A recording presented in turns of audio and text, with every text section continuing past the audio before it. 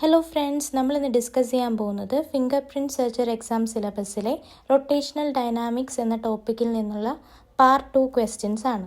ഈ ക്വസ്റ്റ്യൻസ് എല്ലാം തന്നെ കേരള PSC, SSC, UPSC അങ്ങനെയുള്ള എല്ലാ കോമ്പറ്റേറ്റീവ് എക്സാംസിനും ചോദിച്ചിട്ടുള്ള ക്വസ്റ്റ്യൻസും ഇനിയും ചോദിക്കാൻ സാധ്യതയുള്ള ക്വസ്റ്റ്യൻസും ആണ്.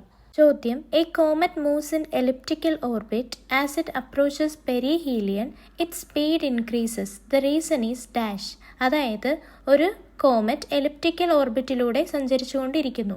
അപ്പോഴത് പെരിഹീലിയനടുത്തെത്തുമ്പോൾ അതിൻ്റെ വെലോസിറ്റി അഥവാ സ്പീഡ് കൂടുന്നു. അതിൻ്റെ കാരണം എന്തെന്നാണ് ചോദ്യം. ഉത്തരം: കൺസർവേഷൻ ഓഫ് ആംഗുലാർ മൊമെൻറ്റം. അതായത് ആംഗുലാർ മൊമെൻറ്റം കൺസേർവ് ചെയ്യിക്കാൻ വേണ്ടിയിട്ടാണ് പെരിഹീലിയൻ എത്തുമ്പോൾ കോമറ്റ് അതിൻ്റെ സ്പീഡ് അഥവാ വെലോസിറ്റി കൂട്ടുന്നത്. അപ്പോൾ എന്താ കൺസർവേഷൻ ഓഫ് ആംഗുലാർ മൊമെൻറ്റം എന്ന് പറയുന്നത്? L=mRV is A constant. അപ്പോൾ ഇവിടെ പെരിഹീലിയൻ എത്തുമ്പോൾ എന്താ സംഭവിക്കുന്നത്? ഡിസ്റ്റൻസ് അഥവാ R കുറയുന്നു. അപ്പോൾ അതിന് പകരമായി എന്ത് കൂടണം? വെലോസിറ്റി കൂടണം. ഏതെങ്കിലും ഒരു വാല്യൂ കുറയുമ്പോൾ അടുത്ത വാല്യൂ കൂടിയാലല്ലേ ഇവിടെ എന്ത് നടക്കൂ? കൺസർവേഷൻ നടക്കുകയുള്ളൂ. അതിന് വേണ്ടിയിട്ടാണ് അതിന് വെലോസിറ്റി കൂട്ടുന്നത്. ഇത് നന്നായിട്ട് മനസ്സിലാക്കാൻ വേണ്ടിയിട്ട് ഒരു പിക്ചർ നോക്കാം. അപ്പോൾ ഈ പിക്ചർ ഒന്ന് നോക്കിക്കേ. ഇത് നോക്കുമ്പോൾ നിങ്ങൾക്ക് പെരിഹീലിയൻ എന്താണെന്ന് കൂടുതൽ മനസ്സിലാവും. ഇവിടെ സൂര്യന് ചുറ്റും ഒരു കോമറ്റ് ഇങ്ങനെ വലം വെച്ചുകൊണ്ടിരിക്കുകയാണെന്ന് വെച്ചു. അപ്പോൾ പെരിഹീലിയൻ എന്ന് പറഞ്ഞാൽ അവിടെ കൊടുത്തിട്ടുണ്ട്, വലതുവശത്തായിട്ട് കാണുന്നതാണ് പെരിഹീലിയൻ. അതെന്ന് വെച്ചാൽ എന്താ? ഈ കോമറ്റും ഈ സൂര്യനും തമ്മിലുള്ള ഡിസ്റ്റൻസ് ഏറ്റവും കുറഞ്ഞു വരുന്ന സമയം. അതുപോലെ ഓപ്പോസിറ്റ് സൈഡ് നോക്കിക്കേ, അത് അപ്ഹീലിയൻ. അപ്ഹീലിയൻ എന്ന് വെച്ചാൽ ഡിസ്റ്റൻസ് ഏറ്റവും കൂടുതലായിരിക്കും. അവിടെ ആറിൻ്റെ വാല്യൂ കൂടുതലായിരിക്കും. അപ്പോൾ പ്ലാനറ്റ് അല്ലെങ്കിൽ കോമറ്റ് പെരിഹീലിയൻ എത്തുമ്പോൾ ആറിൻ്റെ വാല്യൂ കുറയുന്നത് കൊണ്ട് അത് വെലോസിറ്റി കൂട്ടും. എന്തിനാ? കൺസേർവ് ചെയ്യിക്കാൻ വേണ്ടിയിട്ട്. അതുപോലെ അപ്ഹീലിയൻ ആണ് എത്തുന്നതെങ്കിൽ അത് അതിൻ്റെ വെലോസിറ്റി കുറയ്ക്കും. കാരണം എന്താ? റേഡിയസ് അല്ലെങ്കിൽ ഡിസ്റ്റൻസ് അപ്ഹീലിയനിൽ കൂടുതലാണ്, അതുകൊണ്ട്. അപ്പോൾ ഇതുമായിട്ട് ബന്ധപ്പെട്ട ഒരു സിമിലർ ക്വസ്റ്റ്യൻ ആണ് താഴെയുള്ളത്. നോക്കിക്കേ.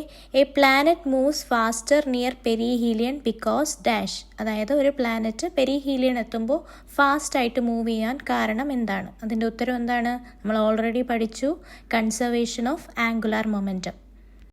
ചോദ്യം: the relation between linear velocity and angular velocity is dash. അതായത് ലീനിയർ വെലോസിറ്റിയും ആംഗുലാർ വെലോസിറ്റിയും തമ്മിലുള്ള ബന്ധം എന്താണെന്നാണ് ചോദ്യം. അപ്പോൾ എന്താ ലീനിയർ വെലോസിറ്റി എന്ന് വെച്ചാൽ? ഒരു സ്ട്രെയിറ്റ് പാത്തിലൂടെയുള്ള വെലോസിറ്റിയാണ് ലീനിയർ വെലോസിറ്റി. എങ്കിൽ ആംഗുലാർ വെലോസിറ്റി ഒരു റൊട്ടേഷനിലുണ്ടാവുന്ന വെലോസിറ്റി, ഒരു സർക്കുലർ പാത്ത്, സ്ട്രെയിറ്റ് ലൈൻ അല്ല. അപ്പോൾ ഇത് തമ്മിലുള്ള റിലേഷൻ എന്ന് പറയുന്നത് ആൻസർ ഈസ് V=ωr. അപ്പോൾ എന്താ ഇവിടെ? R എന്ന് പറഞ്ഞാൽ distance from axis of rotation, അഥവാ ആ സർക്കുലർ പാത്തിൻ്റെ റേഡിയസ് എന്ന് നമുക്ക് പറയാം. അപ്പോൾ ഈ ഒരു റിലേഷൻ ഓർത്ത് വെച്ചേക്കണം, V=ωr. അടുത്ത ചോദ്യം: if a constant torque tau acts through an angular displacement theta the work done is dash. Answer is tau theta. ഇവിടെ മറ്റൊന്നുമില്ല, നമ്മുടെ work done = force into displacement അഥവാ W=F.S എന്നുള്ളതിൻ്റെ റൊട്ടേഷണൽ ഫോമാണ് ഈ ഇക്വേഷൻ. അത്രയേ ഉള്ളൂ. അടുത്ത ചോദ്യം: power in rotational motion is given by dash. അതായത് റൊട്ടേഷണൽ മോഷനിൽ പവറിൻ്റെ ഇക്വേഷൻ എന്താണെന്നാണ് ചോദ്യം. ഉത്തരം: പവർ P=τω. അതായത് power torque into angular velocity. അടുത്ത ചോദ്യം: a torque of 12 newton metre acts on a wheel of moment of inertia 3 kg/m². Find its angular acceleration. അതായത് മൊമെന്റ് ഓഫ് ഇനർഷ്യ 3 kg/m² ഉള്ള ഒരു വീലിൽ 12 ന്യൂട്ടൺ മീറ്റർ ടോർക്ക് അനുഭവപ്പെടുന്നു. അതിൻ്റെ angular acceleration എത്രയായിരിക്കും എന്നതാണ് ചോദ്യം. അപ്പോൾ ഏത് ഇക്വേഷനാണ് ഇവിടെ ഉപയോഗിക്കേണ്ടത്? നമുക്കറിയാം, torque moment of inertia into angular acceleration ആണ്. അതിൽ നിന്ന് ആംഗുലാർ ആക്സിലറേഷൻ എങ്ങനെ കണ്ടുപിടിക്കാം? τ/L. അപ്പോൾ ഇവിടെ അഥവാ ടോർക്ക് 12 എന്ന് തന്നിട്ടുണ്ട്, മൊമെന്റ് ഓഫ് ഇനർഷ്യ 3 എന്ന് തന്നിട്ടുണ്ട്. അപ്പോൾ 12/3 4 radian/s² ആണ് നമ്മുടെ ഉത്തരം. അടുത്ത ചോദ്യം: if the moment of inertia of A rotating body is doubled while torque remains constant the angular acceleration dash. അതായത് കറങ്ങിക്കൊണ്ടിരിക്കുന്ന ഒരു വസ്തുവിൻ്റെ മൊമെന്റ് ഓഫ് ഇനർഷ്യ ഇരട്ടിയാക്കുകയും ടോർക്ക് അതുപോലെ തന്നെ നിലനിർത്തുകയും ചെയ്താൽ ആംഗുലാർ ആക്സിലറേഷന് എന്ത് സംഭവിക്കുന്നു എന്നതാണ് ചോദ്യം. ഉത്തരം: ബിക്കംസ് ഹാഫ്. അതായത് ആംഗുലാർ ആക്സിലറേഷൻ പകുതിയായി കുറയും. ഇതെങ്ങനെയാണെന്നുള്ളതാണ് സൈഡിൽ കൊടുത്തേക്കുന്നത്. അപ്പോൾ നമുക്കറിയാം ടോ അഥവാ torque is equal to I alpha moment of inertia into angular acceleration ആണ്. അതിൽ നിന്നും angular acceleration is equal to tau by I അഥവാ torque by moment of inertia എന്ന് കിട്ടും. അപ്പോൾ നമുക്ക് പറയാം ആൽഫ 1 അതായത് ഡബിൾ ചെയ്യുന്നതിന് മുമ്പുള്ള ആക്സിലറേഷൻ എന്ന് പറയുന്നത് ടോ ബൈ ഐ എന്ന് പറയും. After doubling I2 is equal to 2I അതായത് ഡബ്ലിങ്ങിന് ശേഷമുള്ള മൊമെൻറ്റ് ഓഫ് ഇനർഷ്യ 2I എന്ന് നമുക്ക് പറയാം.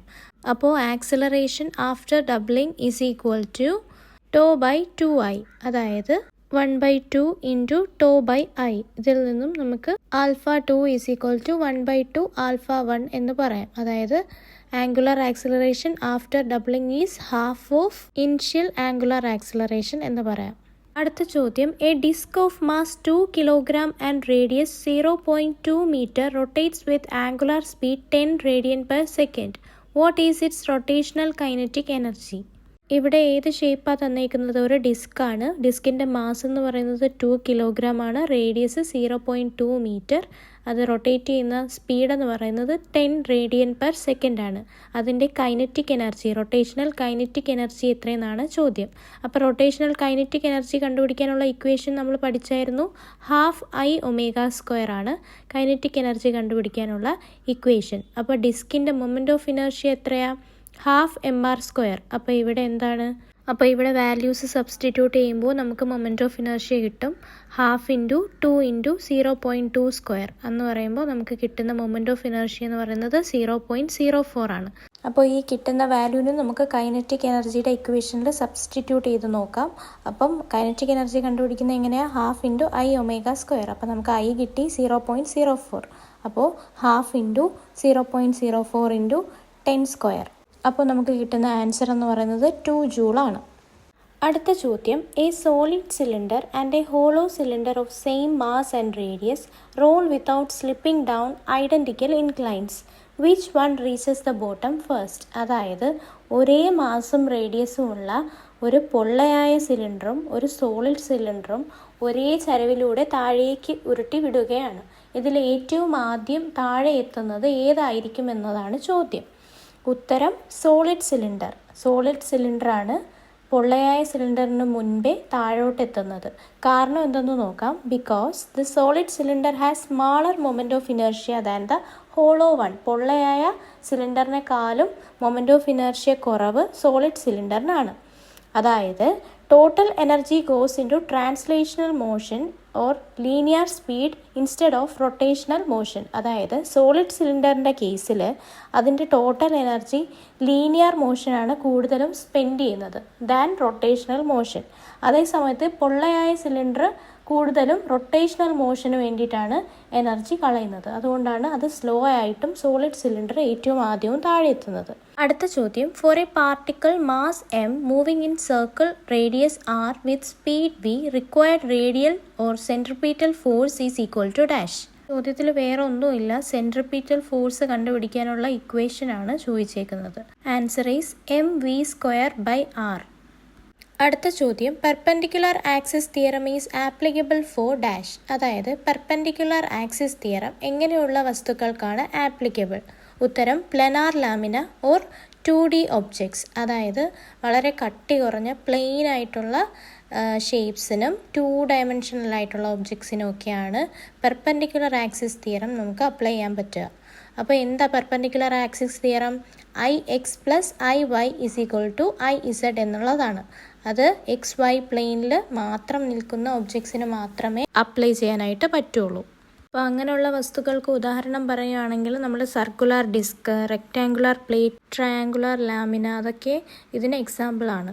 കാരണം എന്തെന്ന് വെച്ചാൽ ഇവരുടെ എല്ലാ മാസ് ഒരു പ്ലെയിനിലായിരിക്കും കോൺസെൻട്രേറ്റ് ചെയ്തിരിക്കുന്നത്. അതേ സ്ഥാനത്ത് 3D ഒബ്ജക്ട്സ് ആയ സോളിഡ് സ്പിയറും സോളിഡ് സിലിണ്ടറും ഒന്നും നമുക്ക് അതിലൊന്നും എന്താണ് പെർപെൻഡിക്കുലർ ആക്സിസ് തിയറം അപ്ലൈ ചെയ്യാൻ പറ്റില്ല. കാരണം അത് ഒരു പ്ലെയിനിൽ മാത്രമല്ല നിൽക്കുന്നത്.